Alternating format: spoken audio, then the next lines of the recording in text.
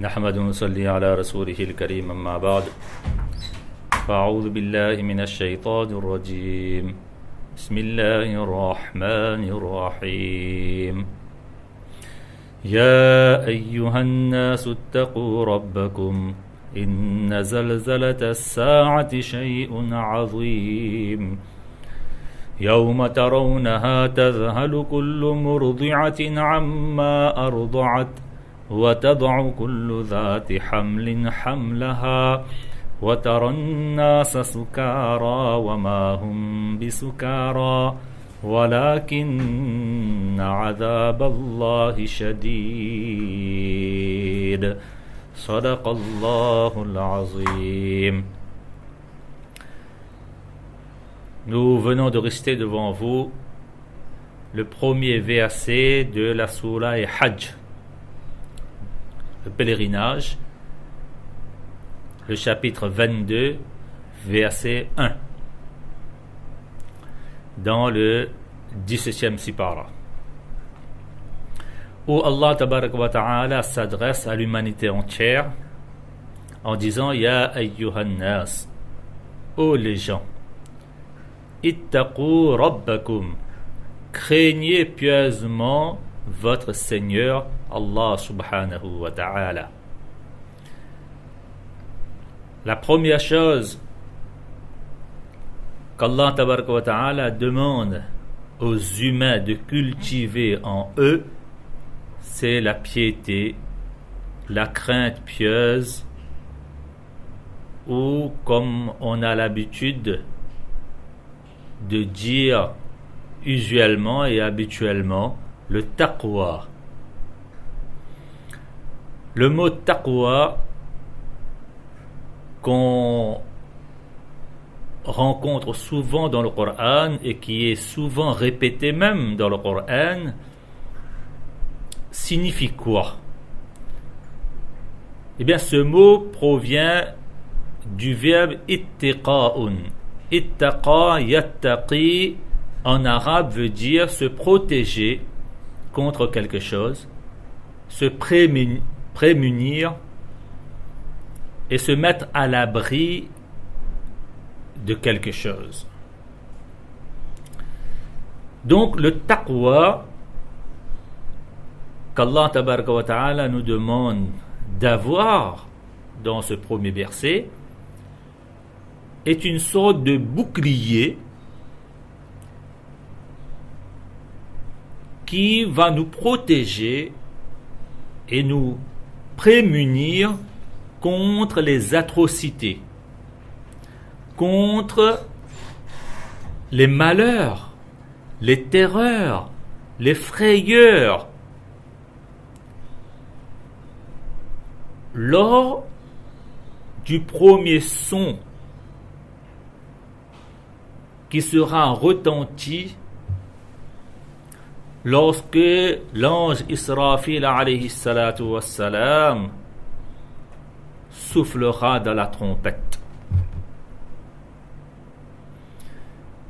Et aussi contre les terreurs et les frayeurs du deuxième son de la trompette lors de la résurrection.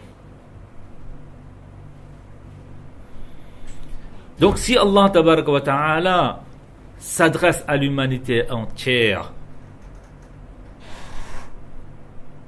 et leur demande de se munir de ce bouclier qu'est la taqwa et la piété, c'est pour le bien-être de l'homme au moment de la fin du monde et au moment de la résurrection.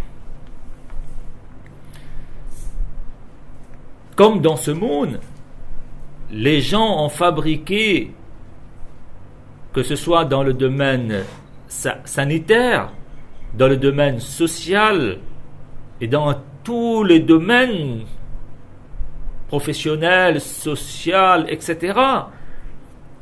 Les gens ont fabriqué des systèmes, des moyens, des éléments qui protègent les gens. Par exemple, les gens ont fabriqué des antibiotiques, les antibruits, les anti-brouillards, les anti-missiles, les anti-vols, même les antidotes. Et on parle aujourd'hui des anti-pollutions, etc. Eh bien, Allah tabaraka wa ta'ala nous dit dans ce sens que comme vous vivez dans ce monde et que vous êtes des êtres humains, donc inévitablement vous allez passer ces deux étapes. La fin du monde et le jour de la résurrection. Et ces deux étapes comportent beaucoup de frayeur, beaucoup de terreur. Et pour être protégé contre tout cela, il n'y a pas meilleur que la piété, le taqwa.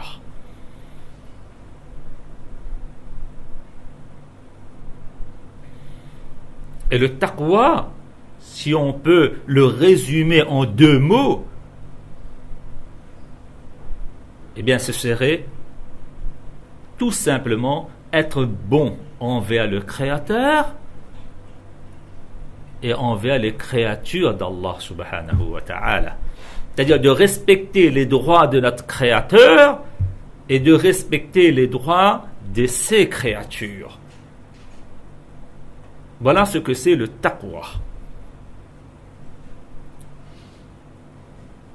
Et si nous allons, incha'Allah, cultiver ce taqwa et cette piété pieuse-là en nous,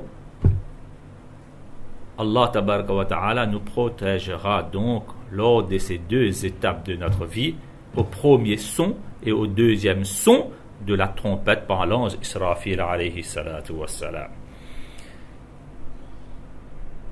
Voilà pourquoi immédiatement après, Allah tabaraka wa ta'ala dit Inna zalzalata sa'ati shay'un 'azim. Allah tabaraka wa ta'ala va nous donner dans la suite du verset une idée des frayeurs lors du premier son de la trompette, c'est-à-dire lors de la fin du monde.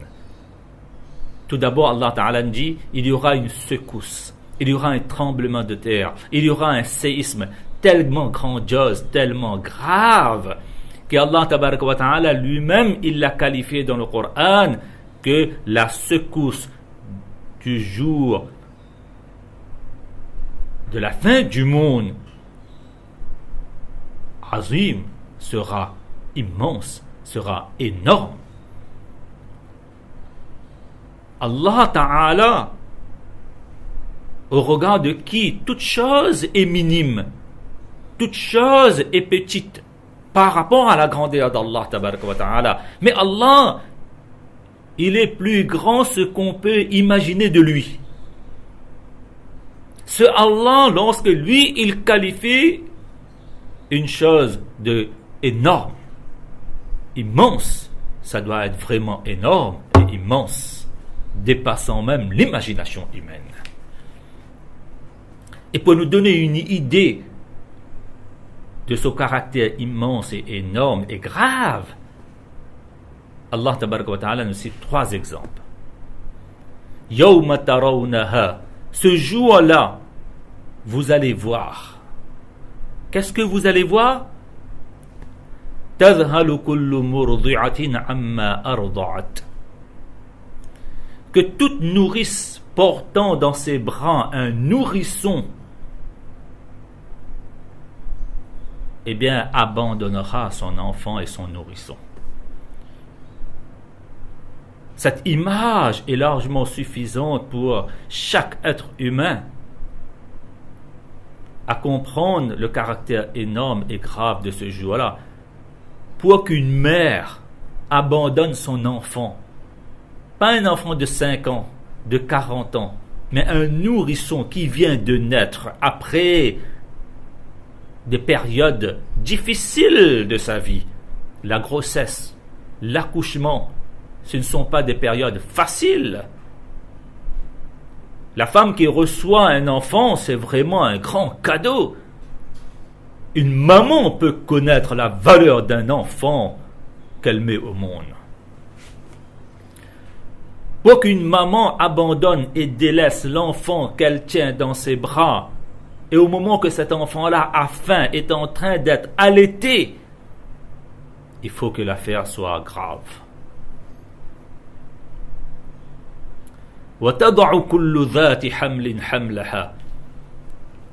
Et pour nous montrer l'aspect grave de cet événement lors de la fin du monde, Allah Tabaraka wa Ta'ala nous donne un autre exemple. Que ce jour-là, l'affaire sera tellement grave que toute femme enceinte avortera. Avortera veut dire les femmes qui seront enceintes ne pourront pas garder leur grossesse. Elles vont faire fausse couche. Et quand est-ce qu'une femme fait fausse couche et perd l'enfant qu'elle porte dans son ventre, eh bien, lorsqu'elle est choquée, lorsqu'elle est épouvantée à l'extrême pour abandonner son nourrisson, pour faire fausse couche, il faut que l'affaire soit grave. Ça, c'est concernant l'état dans lequel se trouvera les femmes. Quant aux hommes, Allah Tabaraka wa Ta'ala dit dans ce sens: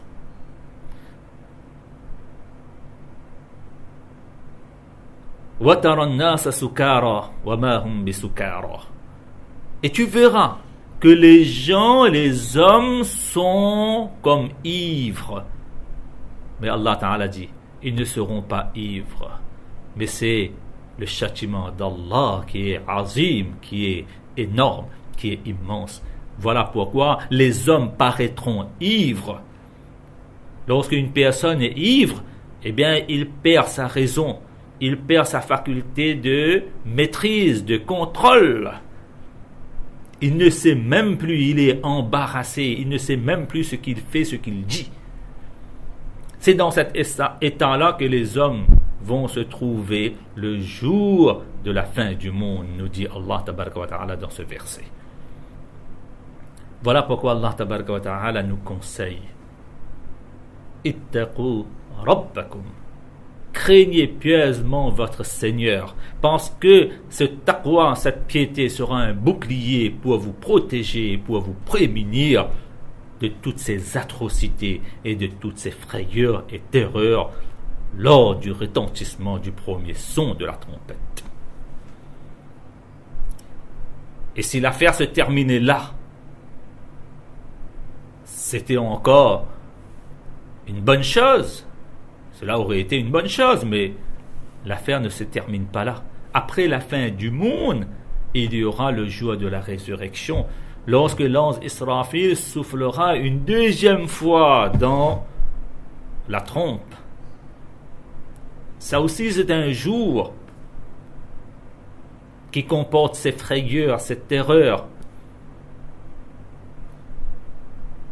Et pour nous donner une idée du caractère énorme et immense et grandiose de cet événement du jour de la résurrection, dans le Coran, Allah Tabaraka wa Ta'ala nous dit dans ce sens que certaines personnes, le jour de la résurrection, auront l'impression d'être restés sur terre seulement 10 jours. Dans un verset du Coran, Allah Tabaraka wa Ta'ala dit dans ce sens: يَتَخَافَتُونَ بَيْنَهُمْ إِلَّا بِثْتُمْ إِلَّا عَشْرًا. Les gens, certaines personnes vont chuchoter entre eux et dire: mais vous n'êtes restés sur terre que 10 jours. Pourtant, c'était des gens qui ont vécu 60, 70, 80, même 100 ans sur terre.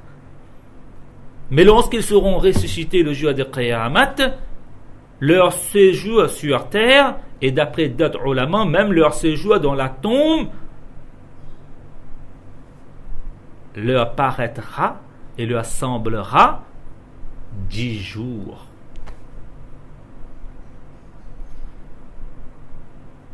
Et dans un autre verset du Coran, Allah Tabaraka wa Ta'ala nous dit: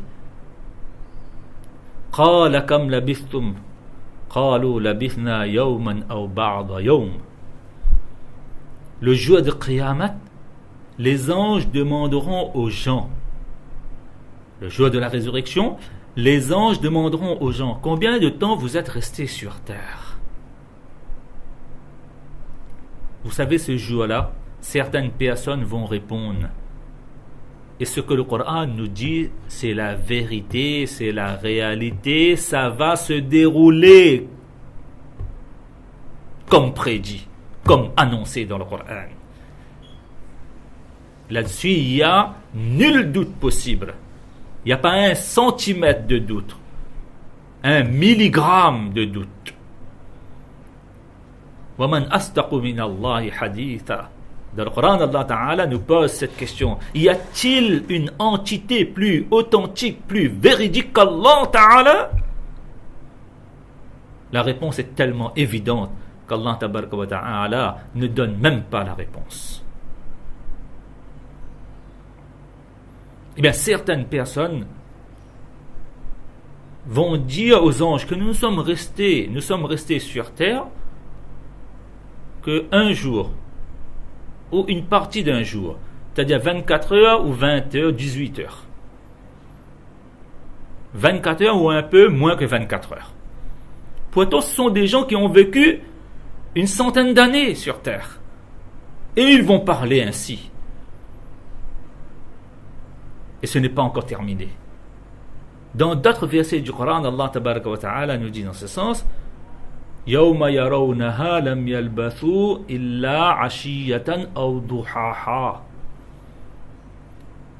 Pour d'autres personnes, lors du jour de la résurrection, leur séjour sur terre et dans la tombe leur semblera et leur paraîtra comme une après-midi ou une matinée. Subhanallah. C'est-à-dire 12 heures de temps. D'autres personnes vont dire qu'il y a Allah. Nous ne sommes restés sur terre que 12 heures de temps. Or, ils ont vécu pendant des années et des années.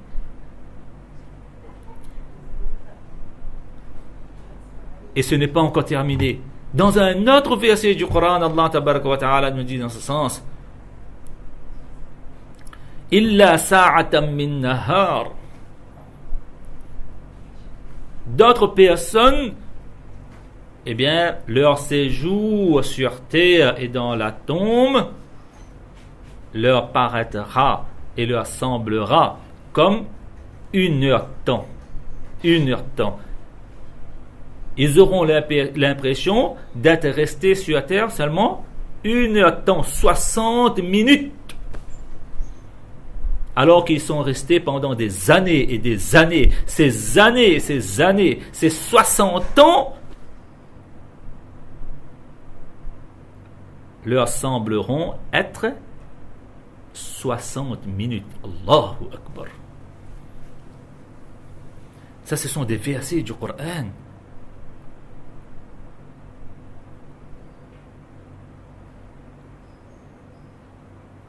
Et pour être protégé des frayeurs et des terreurs de la fin du monde et du jour de la résurrection, il n'y a pas meilleur bouclier que le taqwa, être bon envers Allah et envers ses créatures.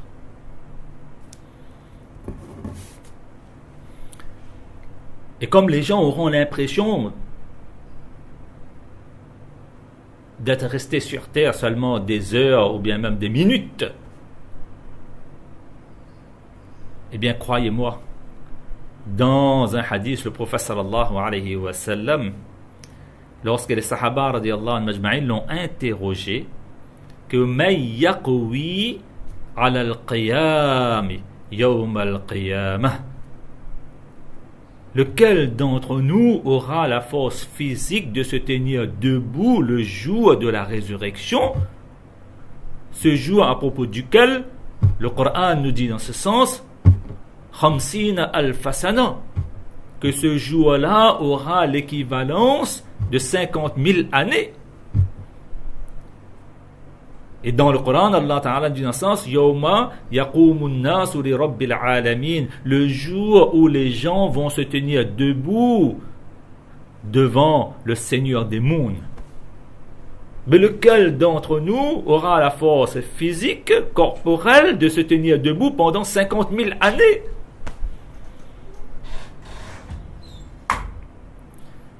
Eh bien, le prophète sallallahu alayhi wa sallam a réconforté, a consolé les sahaba radiyallahu anhum majma'in en leur disant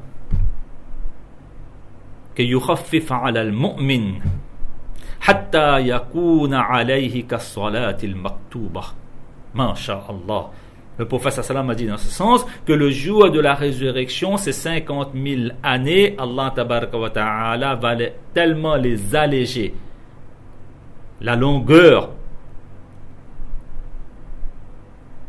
de ce jour-là, Allah tabaraka wa ta'ala va tellement diminuer, va tellement alléger sur le croyant qui a cultivé pendant toute sa vie ici-bas le taqwa et la piété, jusqu'à ce que le croyant aura l'impression d'avoir passé ces 50 000 années du jour de la résurrection comme le temps qu'il a passé sur terre pour faire une salat faraz.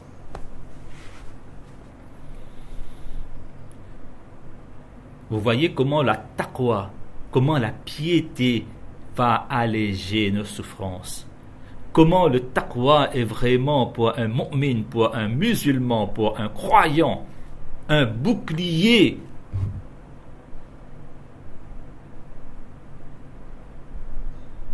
qu'on ne peut pas trouver de comparable et de pareil sur terre. Et là, on comprend toute la portée de ce verset où Allah tabaraka wa ta'ala s'adresse à l'humanité entière en disant que Ya ayyuhan nasu ttaqu rabbakum.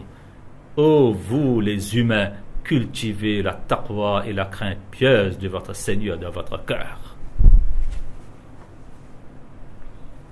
Et dans les hadiths, le prophète sallallahu alayhi wa sallam nous précise que entre les deux sons de la trompe qui sera soufflée par Israfil alayhi salatu wa salam, c'est-à-dire à la fin du monde et au jour de la résurrection, il y aura 40.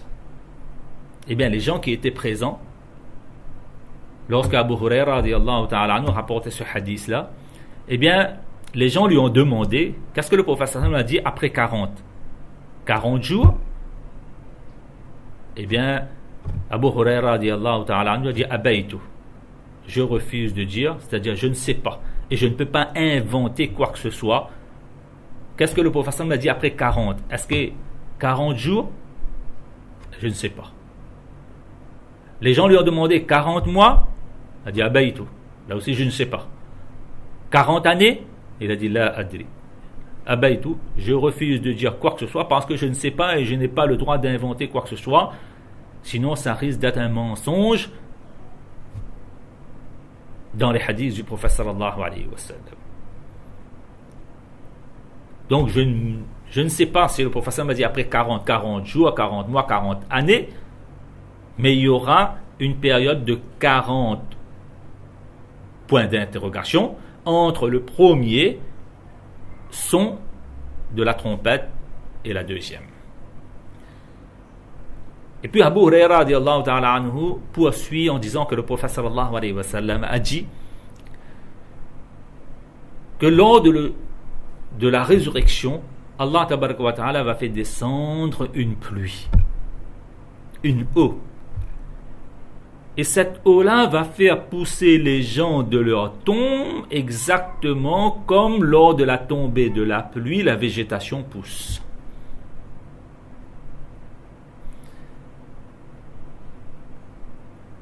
Et l'homme qui a été enterré dans sa tombe, eh bien, tout de son corps va se décomposer et sera réduit en miettes, sauf un os, c'est le coccyx.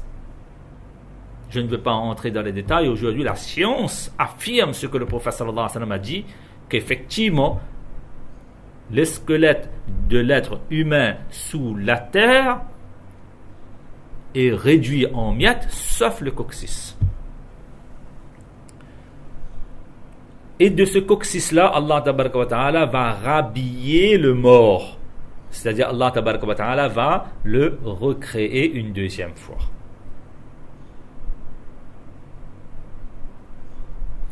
Et lorsque le prophète sallallahu alayhi wa sallam nous parle de l'ange qui aura la charge de souffler dans la trompette en ces deux occasions, eh bien, il précise cet ange-là, c'est le sahibus sour, c'est Israfil alayhi salatu wassalam, et à ce moment-là, à sa droite se tiendra Jibril alayhi salatu wassalam, et à sa gauche Mikaïl alayhi salatu wassalam. Une fois, le prophète sallallahu alayhi wa sallam s'est adressé aux sahaba radiyallahu majma'in en leur disant: comment voulez-vous que je puisse croquer la vie à pleines dents? Comment voulez-vous que je jouis de cette vie-là avec exagération? Je ne peux pas. Pourquoi? Parce que l'ange Israfil alayhi salatu wassalam a déjà mis la trompette dans sa bouche. Il est en train de tendre son oreille à l'ordre d'Allah. Il a déjà baissé son front pour souffler dans la trompette. Il n'attend que l'ordre d'Allah. En entendant cela, les sahaba radiyallahu anhum ont demandé au prophète sallallahu alayhi wa sallam que Ya Rasulallah, ma ta'muruna, dans ce cas-là, qu'est-ce que tu nous conseilles de faire ou bien de dire? Et le prophète sallallahu alayhi wa sallam leur a enseigné ce doigt facile à retenir qu'il est bon de répéter à plusieurs reprises, au moins une fois dans la journée: Hasbunallah wa ni'mal wakil.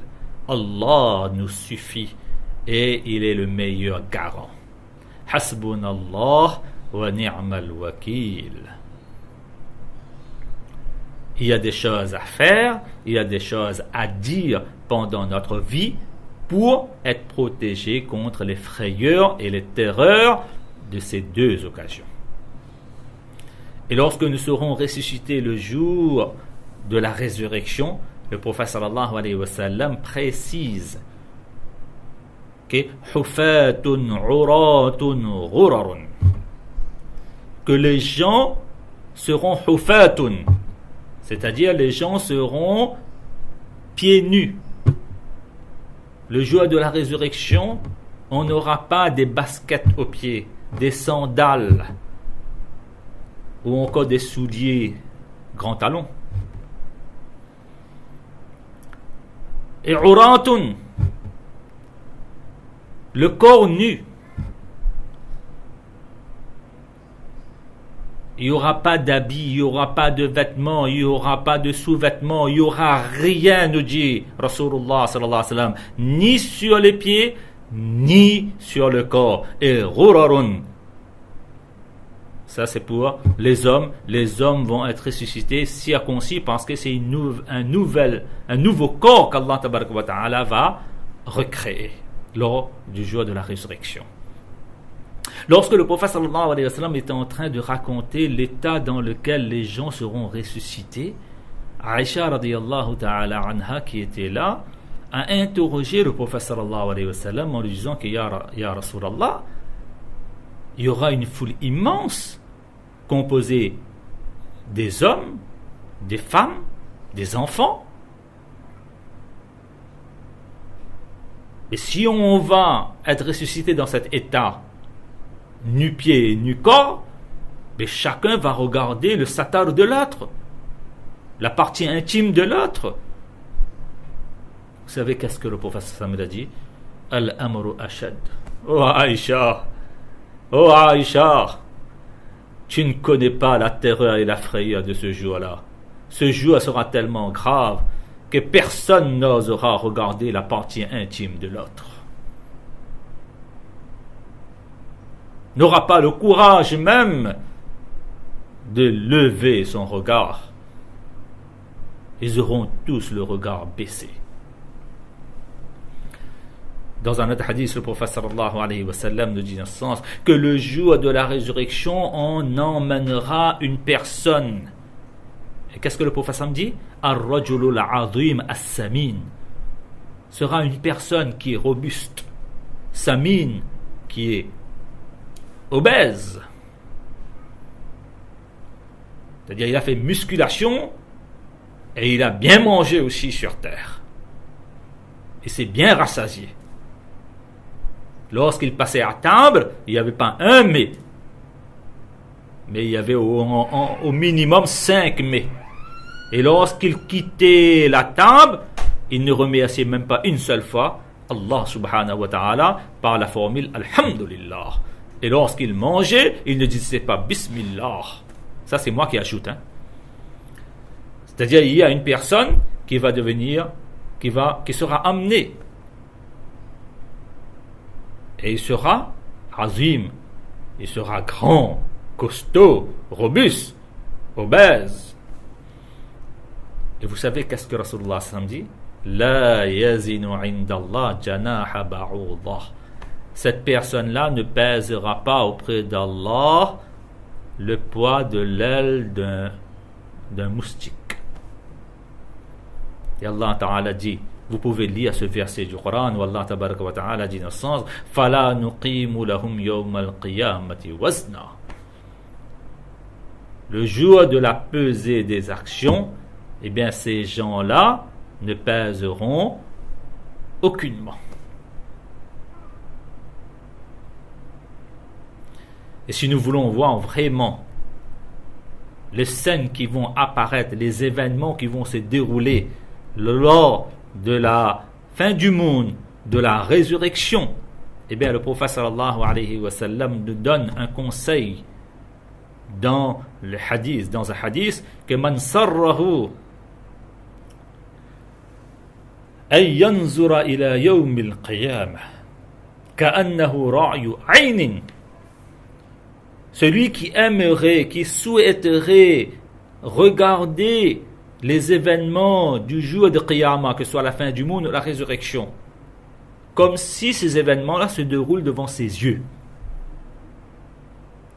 Celui qui aimerait voir ces événements-là comme si ça se déroule devant ses yeux, qu'est-ce qu'il doit faire? Le prophète sallallahu alayhi wa sallam dit non, فَلْيَقْرَ, que cette personne-là récite et comprenne bien sûr ces 3 sourates. إِذَا الشَّمْسُ كُوِّرَتْ, le chapitre 81, إِذَا السَّمَاءُ فَطَرَتْ, chapitre 82, et إِذَا السَّمَاءُ شَقَّتْ, le chapitre 84 qui se trouve, les 3 chapitres se trouvent dans le dernier sipara du Coran, l'un après l'autre. Parce que dans ces sourates-là, Allah tabaraka wa ta'ala nous décrit de façon formidable, avec des mots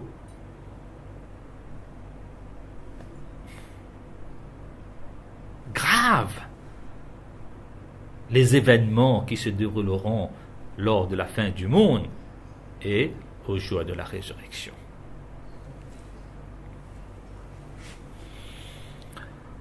Donc, revenons sur ce qu'on est en train de lire, c'est-à-dire le verset 22, c'est le chapitre 22 au verset 1 de la sourate Pèlerinage, le Hajj, où Allah tabaraka wa ta'ala nous demande de cultiver le taqwa. C'est le seul bouclier qu'on aura pour nous protéger des terreurs dont Allah tabaraka wa ta'ala nous donne une idée de la fin du monde. Et dans les hadiths, le prophète sallallahu alayhi wa sallam, dans d'autres versets du Coran, Allah tabaraka wa ta'ala nous donne une idée des frayeurs et des terreurs du jour de la résurrection, qu'on aura même l'impression d'être resté sur terre seulement des heures, alors qu'on a passé pendant des années sur terre. Et dans les hadiths, le prophète sallallahu alayhi wa sallam nous montre dans quel état nous serons ressuscités. Donc dans ce verset, en conclusion, Allah tabaraka wa ta'ala nous demande, avant de mourir, eh bien, ce séjour, cette durée de vie qu'on est en train de passer sur terre, c'est mazra'atul akhirah. Cette vie ici-bas est le champ d'action pour le akhirat. C'est ici qu'on sème et c'est là-bas qu'on récolte. Mais si ici on dort, lorsqu'on se réveillera le jour de Qiyamah, eh bien ce sera trop tard. Trop tard. On ne pourra plus rien semer. C'est ici qu'on sème et c'est là-bas qu'on récolte. Si une personne ne comprend pas, lorsqu'il part à l'école, qu'il y a un jour de cours et un jour d'examen, s'il croit que lorsqu'il est dans la salle d'examen, que je suis en cours, eh bien il va tout perdre. Il va tout perdre. Mais qu'Allah tabaraka wa ta'ala fasse que chacun d'entre nous, on se réveille avant qu'il ne soit trop tard et qu'on ne se trompe pas comme cet écolier-là de salle de classe. Dans une salle, on donne des cours et il y a une salle où on donne l'examen. Ce n'est pas la même chose. Ici, c'est l'examen. Et la salle dans laquelle on va nous récompenser est une autre salle. De même, dans ce monde, Allah Ta'ala est en train de nous tester. Allah Ta'ala est en train de nous examiner. Allah Ta'ala est en train de nous éprouver. Mais c'est dans l'akhirat qu'Allah Tabaraka wa Ta'ala nous récompensera. Et pour avoir dans notre livre du compte la note et l'observation excellent, 20 sur 20, eh bien il faut se munir de la piété d'Allah et du taqwa. Qu'Allah Tabaraka wa Ta'ala donne à chacun d'entre nous le tawfiq de comprendre ce verset et que ce verset du Coran soit largement suffisant pour réveiller notre conscience, parce que la connaissance seule ne suffit pas.